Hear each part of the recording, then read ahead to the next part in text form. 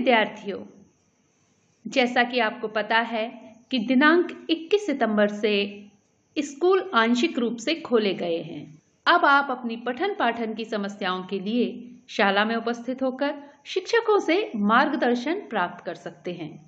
शाला में उपस्थिति हेतु अपने अभिभावकों, माता पिता की लिखित सहमति अवश्य साथ ले जाएं। आंशिक रूप से स्कूल खोलने के कारण दूरदर्शन पर प्रसारित होने वाले क्लासरूम कार्यक्रम के कक्षावार समय में परिवर्तन किया जा रहा है। यदि आप कक्षा 9वीं के विद्यार्थी हैं तो प्रातः 10 बजे के स्थान पर दोपहर 1 बजे प्रसारण देखें। यदि आप कक्षा 10वीं के विद्यार्थी हैं तो दोपहर 12 बजे के स्थान पर 3 बजे प्रसारण देखें। यदि आप कक्षा 11वीं के विद्यार्थी हैं तो प्रातः 11 बजे के स्थान पर दोपहर 12 बजे प्रसारण देखें। यदि आप कक्षा 12वीं के विज्ञान संकाय के विद्यार्थी हैं तो दोपहर 3 बजे के स्थान पर प्रातः 10 बजे प्रसारण देखें। यदि आप कक्षा 12वीं के कला एवं वाणिज्य संकाय के विद्यार्थी हैं तो दोपहर 1 बजे के स्थान पर प्रातः 11 बजे प्रसारण देखें। नमस्कार बच्चों, मैं संजय श्रीवास्तव, उच्च माध्यमिक शिक्षक रसायन शास्त्र, शासकीय उत्कृष्ट उच्चतर माध्यमिक विद्यालय नसरुल्लागंज, जिला सीहोर से। आज हम पुनः उपस्थित हैं अल्कोहल, फिनॉल एवं ईथर अर्थात कक्षा 12 के एकक 11 के अंतिम भाग में, जिसमें हम यह जानने की कोशिश करेंगे कि कक्षा 12वीं की परीक्षा की दृष्टि से माध्यमिक शिक्षा मंडल द्वारा जो महत्वपूर्ण प्रश्न माने जाते हैं उन पर हम पुनः एक बार अवलोकन करेंगे, अभ्यास करेंगे।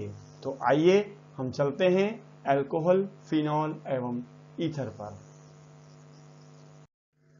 अल्कोहल, फिनॉल एवं ईथर की महत्वपूर्ण अभिक्रियाएं जिन्हें हम अभ्यास करेंगे, जिनका हम बार बार अभ्यास करेंगे, लिखकर देखेंगे। तो मेरा आपसे अनुरोध है कि आप सभी अपने घरों में रहकर स्वस्थ हैं, सुरक्षित हैं और साथ ही अपने अध्ययन अध्यापन का कार्य निरंतरता की ओर ले जा रहे हैं। तो पहली अभिक्रिया इसमें हम जानेंगे ग्रिग्नार्ड अभिकर्मक से अल्कोहल का निर्माण। दूसरी महत्वपूर्ण अभिक्रिया अल्कोहल विभेद की विक्टर मेयर विधि, जो सामान्यतः कक्षा 12वीं के लिए अत्यंत महत्वपूर्ण मानी जाती है। तीसरी सेंडमेयर अभिक्रिया। यह अभिक्रिया अल्कोहल, यह अभिक्रिया फिनॉल, यह अभिक्रिया विभिन्न संदर्भों में पूछी जाती है, अतः हम इसका भी अभ्यास करेंगे। एस्टरीकरण, कक्षा 10वीं से इसका आरंभ हो जाता है और यह अभिक्रिया भी महत्वपूर्ण मानी जाती है। तो आइए हम आगे की और अभिक्रियाएं देखते हैं जिन्हें हमें आज तैयार करना है। अगली अभिक्रिया है अल्कोहल पर फास्फोरस हैलाइड की अभिक्रिया। अल्कोहल पर फास्फोरस हैलाइड की अभिक्रिया भी महत्वपूर्ण प्रश्न माना जाता है, जो किसी न किसी रूप में 1 अंक से 3 अंक तक पूछा जा सकता है। अगली अभिक्रिया कोल्बे अभिक्रिया, फिर राइमर टीमेन अभिक्रिया और विलियमसन संश्लेषण। इस प्रकार हम देखें तो अल्कोहल पर फास्फोरस की हैलाइड से साथ क्रिया और कोल्बे अभिक्रिया, राइमर टीमेन अभिक्रिया, विलियमसन संश्लेषण, ये कुछ ऐसी अभिक्रियाएं हैं जिन्हें हमें एक बार पुनः विचार करके अपनी अभ्यास पुस्तिका में नोट कर लेना है। तो आइए हम शुरू करते हैं हमारी महत्वपूर्ण अभिक्रियाओं की श्रृंखला को। सर्वप्रथम हम चर्चा करेंगे ग्रिग्नार्ड अभिकर्मक से अल्कोहल का निर्माण। जैसा कि हम जानते हैं कि ग्रिग्नार्ड अभिकर्मक एक कार्बधात्विक यौगिक है।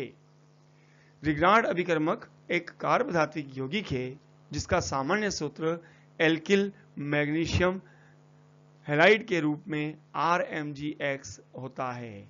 R यहाँ पर एल्किल समूह को, मैग्नीशियम धातु को और X हैलोजन परमाणु को व्यक्त करता है। यह एक ऐसा अभिकर्मक है जिससे कार्बनिक रसायन विज्ञान में अनेक यौगिकों का निर्माण किया जा सकता है। इस महत्वपूर्ण अभिकर्मक से एल्कोहल का निर्माण अलग अलग तरीके से करके विभिन्न प्रकार के प्राथमिक, द्वितीयक और तृतीयक एल्कोहल प्राप्त किए जा सकते हैं। सर्वप्रथम हम चर्चा करते हैं फॉर्मेल्डिहाइड। यह फॉर्मेल्डिहाइड जब ग्रिग्नार्ड अभिकर्मक से अभिक्रिया करके एक माध्यमिक यौगिक बनाता है तो यहां पर R और Mg के बीच CH2O समूह विस्थापित हो जाता है। फलस्वरूप यह अणु अस्थायी है जो शीघ्रता के साथ जल अपघटित होकर प्राथमिक एल्कोहल देता है।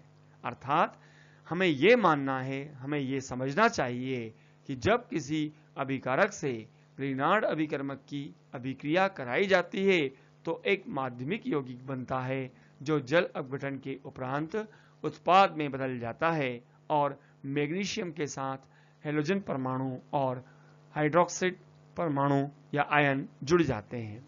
अब हम देखें कि जब हम फॉर्मेल्डिहाइड की क्रिया एल्किल मैग्नीशियम हैलाइड के साथ करते हैं तो प्राथमिक एल्कोहल RCH2OH जिसका सामान्य सूत्र होता है बनता है। ठीक इसी प्रकार जब हम फॉर्मेल्डिहाइड के अतिरिक्त कोई अन्य एल्डिहाइड लेते हैं जिसे हम RCHO से व्यक्त करते हैं तो एल्डिहाइडिक समूह CHO और एल्किल मूलक R यदि किसी ग्रिग्नार्ड अभिकर्मक के अन्य एल्किल मूलक के साथ योगात्मक यौगिक बनाता है तो एक माध्यमिक यौगिक बनता है। यह माध्यमिक यौगिक जल अपघटन के द्वारा द्वितीयक एल्कोहल का निर्माण करता है। अर्थात इस प्रकार बने यौगिक में द्वितीयक एल्कोहल बनते हैं। यह प्रश्न में एक अंक का भी पूछा जाता है। क्या होता है जब एसिटाल्डिहाइड को ग्रिग्नार्ड अभिकर्मक के साथ अभिकृत किया जाता है? आप इस प्रश्न को अलग अलग तरीके से अभ्यास करने का प्रयास करें और अंत में तीसरी विधि में कीटोन पर जब हम ग्रिग्नार्ड अभिकर्मक की क्रिया कराते हैं तो कीटोन ग्रिग्नार्ड अभिकर्मक के साथ एक योगात्मक यौगिक बनाता है जैसा कि समीकरण में दिखाई दे रहा है, जो तुरंत जल अपघटित होकर तृतीयक एल्कोहल में रूपांतरित हो जाता है। अतः यहां पर ध्यान देने योग्य बात यह है कि प्राथमिक एल्कोहल बनाने के लिए ग्रिग्नार्ड अभिकर्मक पर फॉर्मेल्डिहाइड की क्रिया होती है, जबकि द्वितीयक एल्कोहल बनाने के लिए एसिटाल्डिहाइड या अन्य एल्डिहाइड पर ग्रिग्नार्ड अभिकर्मक की क्रिया करवाई जाती है और कीटोन अर्थात एसीटोन या अन्य प्रकार के कीटोन की ग्रिग्नार्ड अभिकर्मक के साथ क्रिया कराने पर तृतीयक एल्कोहल प्राप्त होते हैं।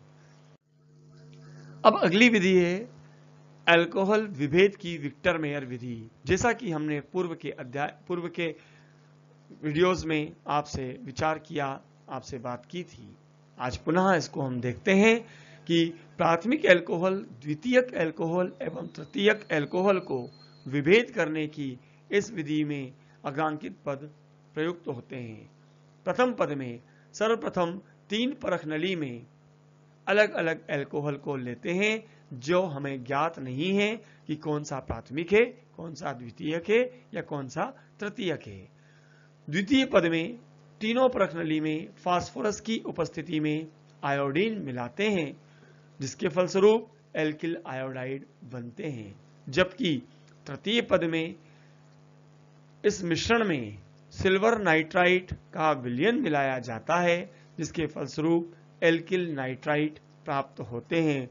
यह अभिक्रिया तीनों परख नली में एक समान देखने को मिलती है। एल्कोहल विभेद की इस विधि के चतुर्थ पद में हम देखें कि प्रत्येक परख नली में हम नाइट्रस अम्ल HNO2 की कुछ बूंदें मिलाकर अवलोकन करते हैं और अंतिम तथा पंच पद में हम देखते हैं कि इस अभिक्रिया में परख नली के सिरे से बहुत थोड़ा सा सोडियम हाइड्रोक्साइड का क्षारीय विलयन मिलाने पर अलग अलग रंग प्राप्त होते हैं। इन रंगों के आधार पर हम निष्कर्ष निकालते हैं कि जिस परख नली में हमें लाल रंग प्राप्त हुआ है वह प्राथमिक एल्कोहल है जिस परखनली में हमें नीला रंग प्राप्त हुआ है वह द्वितीयक अल्कोहल है, और जिस परखनली में विलयन रंगहीन रह जाता है अर्थात कोई अभिक्रिया नहीं होती उसे हम तृतीयक अल्कोहल मानते हैं। इस प्रकार अल्कोहल के विभेद की विक्टर मेयर विधि सामान्यतः परीक्षाओं में पूछी जाती है और हमारे कौशल आधारित प्रश्नों पर यह सर्वमान्य है। हम देखें कि अल्कोहल विभेद की विक्टर मेयर विधि में कौन कौन सी रासायनिक समीकरण संलग्न होती है। जैसा कि इस अभिक्रिया में दिखाया गया है, प्राथमिक अल्कोहल, द्वितीयक अल्कोहल, तृतीयक अल्कोहल। प्रथम पद में फास्फोरस के साथ आयोडीन की क्रिया कराने पर एल्किल आयोडाइड और एल्किल आयोडाइड अर्थात प्राथमिक एल्किल आयोडाइड, द्वितीयक एल्किल आयोडाइड और तृतीयक एल्किल आयोडाइड प्राप्त होते हैं। ठीक इसी प्रकार नाइट्रस अम्ल की क्रिया कराने पर हम देखते हैं कि सिल्वर नाइट्राइड से प्राप्त यौगिक जो प्राथमिक नाइट्राइड, द्वितीयक नाइट्राइड और तृतीयक नाइट्राइड कहते हैं, अर्थात प्राथमिक नाइट्रोएल्केन, द्वितीयक नाइट्रोएल्केन और तृतीयक नाइट्रोएल्केन के साथ नाइट्रस अम्ल की क्रिया से प्राप्त रंगों का अवलोकन करते हैं तो प्रथम अर्थात प्राथमिक अल्कोहल में गहरा लाल रंग प्राप्त होता है और द्वितीयक अल्कोहल में नीला रंग प्राप्त होता है और तृतीयक अल्कोहल में कोई रंग प्राप्त नहीं होता, अर्थात यह कोई अभिक्रिया नहीं देता। इस प्रकार अल्कोहल विभेद की विक्टर मेयर विधि का आप अध्ययन करेंगे। आइए हम आगे चलते हैं तीसरी अभिक्रिया की ओर। तीसरी अभिक्रिया है सेंड मेयर अभिक्रिया। यह प्राथमिक एमीन के संबंध में भी पूछी जाती है, यह अल्कोहल से संबंध में भी पूछी जाती है और साथ साथ फिनोल के निर्माण की प्रक्रिया में भी पूछी जाती है। तो देखें इसमें क्या होता है। प्राथमिक एरोमेटिक एमीन की न्यून ताप से अभिप्राय यहां पर 0 से 5 डिग्री सेल्सियस या 273 से 278 केल्विन ताप को माना जाता है। न्यून ताप पर नाइट्रस अम्ल के साथ अभिक्रिया कराने पर डायएजोनियम लवण बनते हैं। डायएजोनियम लवण जल के साथ गर्म करने पर अपघटित होकर फिनोल बनाते हैं।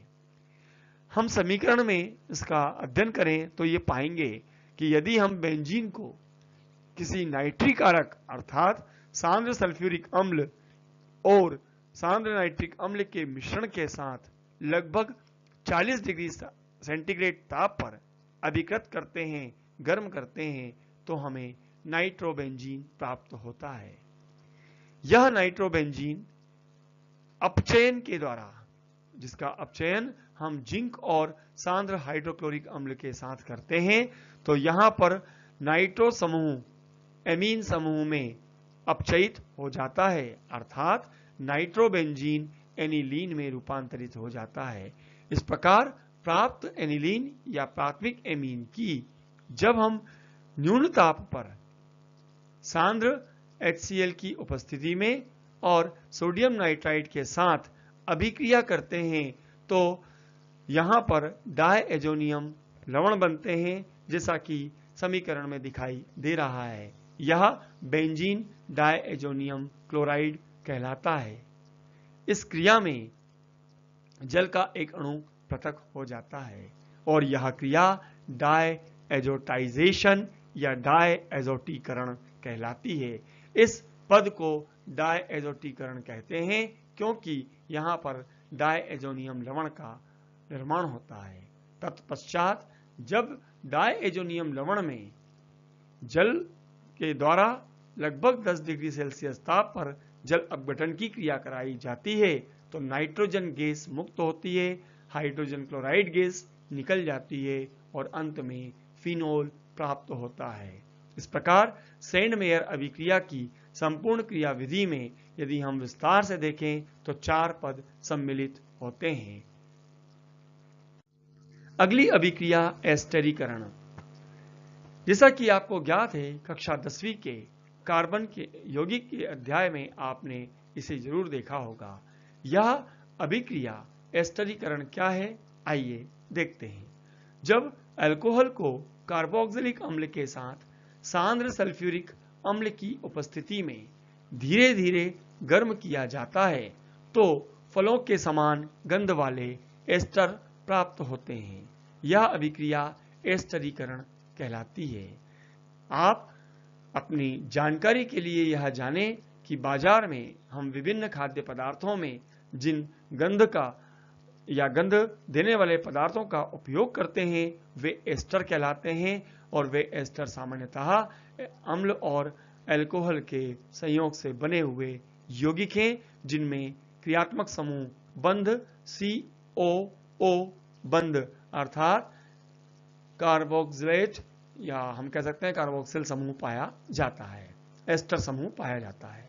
हम देखें, यह एसिटिक अम्ल जो एक कार्बोक्सिलिक अम्ल है, यह एथिल अल्कोहल जो अल्कोहल है। अल्कोहल और एसिटिक अम्ल के संयोग से यह क्रिया एस्टरीकरण कहलाती है। इसमें हम किसी निर्जलीकारक जैसे H2SO4 या सल्फ्यूरिक अम्ल का उपयोग करते हैं जो निर्जलीकारक के द्वारा की भांति व्यवहार करता है और अभिक्रिया में बने जल के अणु को अवशोषित कर लेता है। जल के अवशोषण से यह अभिक्रिया उत्क्रमणीयता को खो देती है, अर्थात विपरीत दिशा में नहीं होती। इस प्रकार प्राप्त एथाइल एसीटेट या एस्टर प्राप्त होते हैं जिसमें फल के समान गंध प्राप्त होती है, महसूस की जाती है। अतः कक्षा 10वीं और 12वीं दोनों ही स्तर पर एस्टरीकरण की अभिक्रिया सामान्यतः पूछी जाती है। आइए हम आगे 5वीं अभिक्रिया पर विचार करते हैं। अल्कोहल पर फास्फोरस हैलाइड की क्रिया। अल्कोहल पर फास्फोरस ट्राइक्लोराइड या फास्फोरस पेंटाक्लोराइड की अभिक्रिया से एल्किल क्लोराइड प्राप्त होते हैं।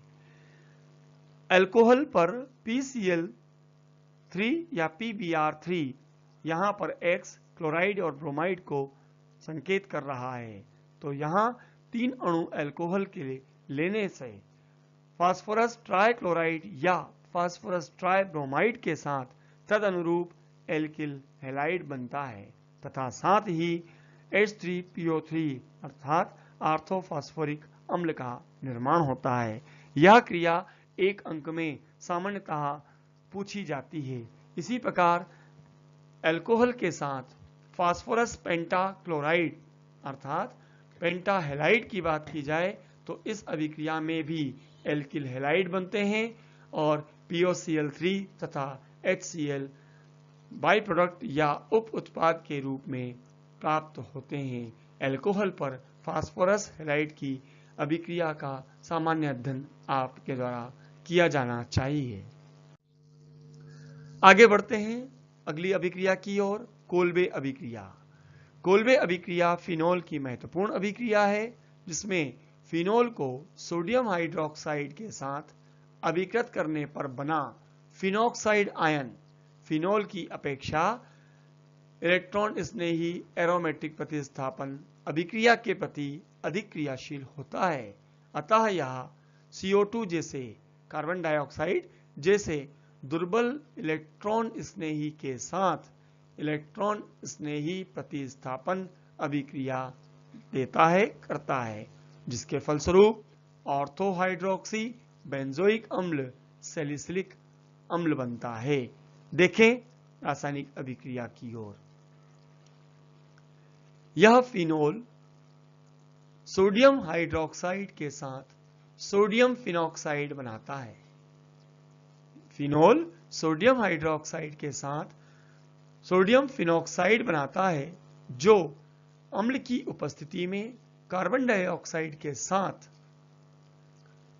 सैलिसिलिक अम्ल अर्थात हाइड्रोक्सी बेंजोइक अम्ल का निर्माण करता है, जैसा कि संरचना में दिखाई दे रहा है।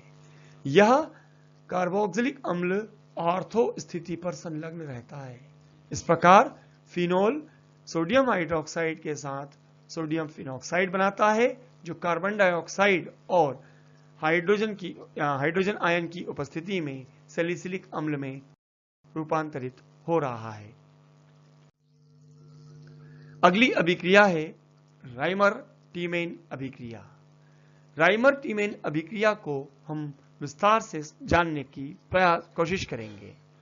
फिनॉल को सोडियम हाइड्रोक्साइड की उपस्थिति में क्लोरोफॉर्म के साथ अभिक्रिया से बेंजीन में CHO समूह का आर्थो स्थिति पर प्रवेश हो जाता है।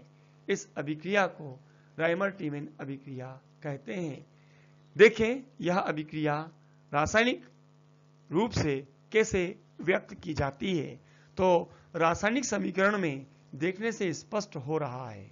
सर्वप्रथम फिनोल को क्लोरोफॉर्म और जलीय सोडियम हाइड्रोक्साइड अर्थात सोडियम हाइड्रोक्साइड के जलीय विलयन के साथ धीरे धीरे अभिकृत किया जाता है तो एक मध्यवर्ती यौगिक बनता है, जैसा कि यहां समीकरण में व्यक्त किया गया है।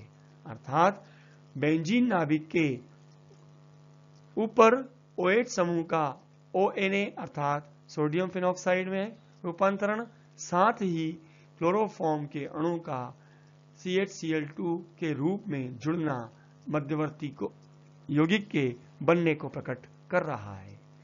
जब यह क्रिया आगे बढ़ती है तो यह पुनः सोडियम हाइड्रोक्साइड के एक अन्य अणु के साथ अभिक्रिया करता है और फलस्वरूप क्लोराइड परमाणु NaCl के रूप में पृथक हो जाते हैं और सोडियम फिनॉक्साइड के साथ आर्थो स्थिति पर बेंजल्डिहाइड की स्थिति पैदा होती है, अर्थात एल्डिहाइड समूह संलग्न हो जाता है, जिससे अम्ल की क्रिया कराने पर अर्थात अम्लीकृत करने पर सैलिसल्डिहाइड या ऑर्थो हाइड्रोक्सी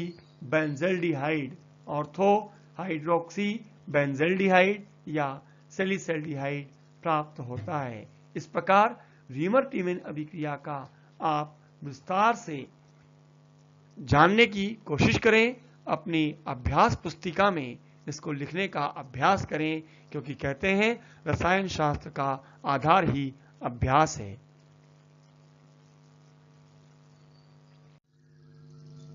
चलिए हम अगली अभिक्रिया की ओर बढ़ते हैं। तो हम 8वें नंबर पर विलियमसन संश्लेषण की चर्चा करते हैं। विलियमसन संश्लेषण ईथर को बनाने की एक महत्वपूर्ण विधि है। इस विधि के द्वारा सममित एवं असममित ईथर दोनों को ही बनाया जा सकता है। यह सममित एवं असममित ईथर को बनाने की एक महत्वपूर्ण प्रयोगशाला विधि है। इस विधि में एल्किल हैलाइड की सोडियम एल्कोक्साइड के साथ अभिक्रिया कराई जाती है। जाने सोडियम एल्कोक्साइड क्या होता है।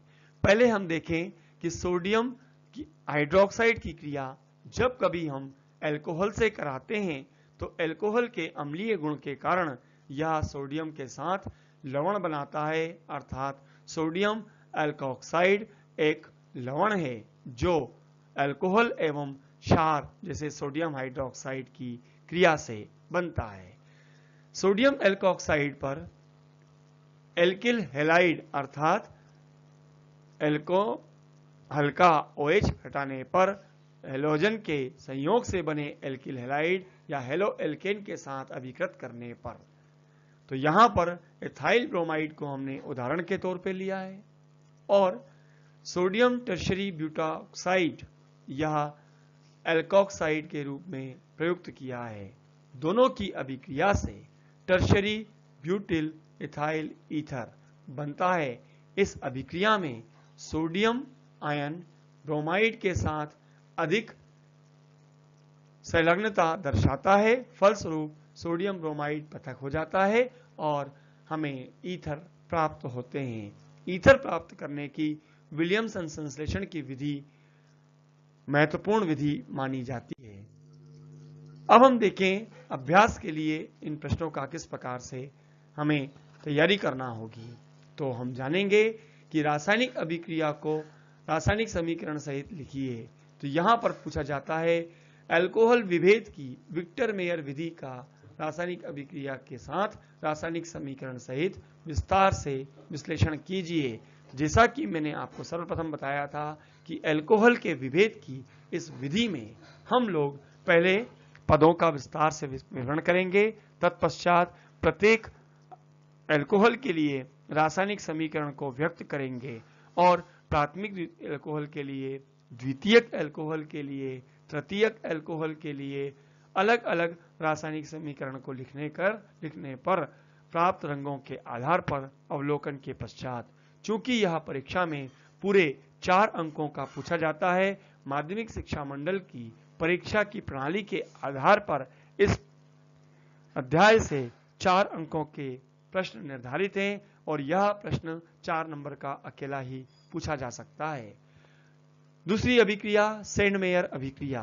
मैंने आपसे चर्चा की कि सेंडमेयर अभिक्रिया को हम विस्तार से प्रकट करें, जिसमें हम आरंभ बेंजीन से करें, फिर बेंजीन के बाद उसे हम फिनोल में रूपांतरित करें, फिनोल के बाद हम उसे नाइट्रोबेंजीन में रूपांतरित करें, नाइट्रोबेंजीन के बाद हम इसे प्राथमिक एमीन अर्थात एनिलीन में रूपांतरित करें, एनिलीन के रूपांतरण से डायएजोटीकरण द्वारा हम डायएजोनियम लवण का निर्माण करें और फलस्वरूप इसे हम अंत में पुनः फिनोल में रूपांतरित कर सकते हैं। यह फिनोल के बनाने की सेंडमेयर अभिक्रिया अत्यंत महत्वपूर्ण मानी जाती है। और इसी प्रकार कोल्बे अभिक्रिया में हम जानते हैं कि फिनोल को जब कभी भी हम सैलिसल्डिहाइड में रूपांतरित करते हैं अर्थात ऑर्थो हाइड्रोक्सी बेंजल्डिहाइड में रूपांतरित करते हैं, तो इस क्रिया को हम कोल्बे अभिक्रिया कहते हैं। और विलियमसन संश्लेषण की जहां तक बात है तो आप समझ सके हैं कि आपकी पुस्तकों में दिए गए उदाहरणों के साथ मैंने एक अभिक्रिया का यहां पर उदाहरण लिया था, जिसमें हमने एथाइल ब्रोमाइड को टर्शरी ब्यूटॉक्साइड सोडियम के साथ अभिक्रिया की थी और टर्शरी ब्यूटाइल एथाइल ईथर का निर्माण किया। विलियमसन की इस संश्लेषण की विधियों को आप अपनी पाठ्यपुस्तक की सहायता से विस्तार से जानने की कोशिश कीजिएगा।